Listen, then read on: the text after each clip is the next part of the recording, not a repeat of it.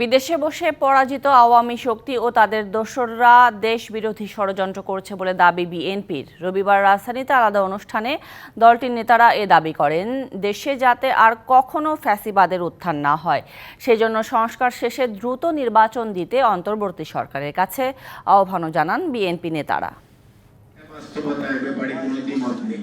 জাতীয় বিপ্লব ও সংহতি দিবস উপলক্ষে জাতীয় প্রেস ক্লাবে আলোচনা সভার আয়োজন করে নার্সেস অ্যাসোসিয়েশন অব বাংলাদেশ। এতে বিএনপি নেতারা বলেন, জনগণের মনের ভাষা বুঝি বলেই দ্রুত ভোট চায় তাদের দল। বিএনপি শুধু নিজের কথা বলে তা না, বিএনপি রাষ্ট্রের কথা বলে, আগামী দিনের কথা বলে, এবং সংস্কার একটি চলমান প্রক্রিয়া।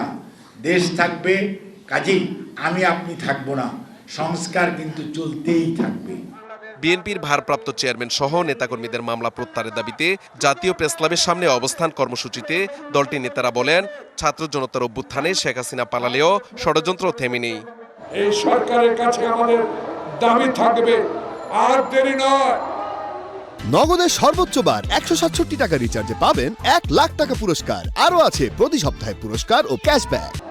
দেরি মানে ষড়যন্ত্র আবার বেড়ে উঠবে, দেরি করা হলে আবার ষড়যন্ত্রকারীরা রাস্তায় নেমে পড়বে, দেরি করলে আবারও ভারত আবার ষড়যন্ত্রের রূপ ধারণ করে শেখ হাসিনাকে যেভাবে আশ্রয় দিয়েছে সেখান থেকে আবার ষড়যন্ত্র শুরু হতে পারে।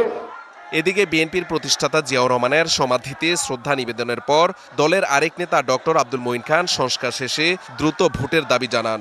এই সরকারের সঙ্গে আমরা সর্বভাবে সহযোগিতা করছি, কিন্তু এই সরকারকে অহেতুক কোনো বিলম্ব করলে হবে না। তাদেরকে অত্যাবশ্যক যে সংস্কার সেগুলো সম্পাদন করে অনতিবিলম্বে বাংলাদেশে একটি সুষ্ঠু নিরপেক্ষ নির্বাচন দিতে হবে। Mahmudul Hasan Nazim, DBC news, Dhaka.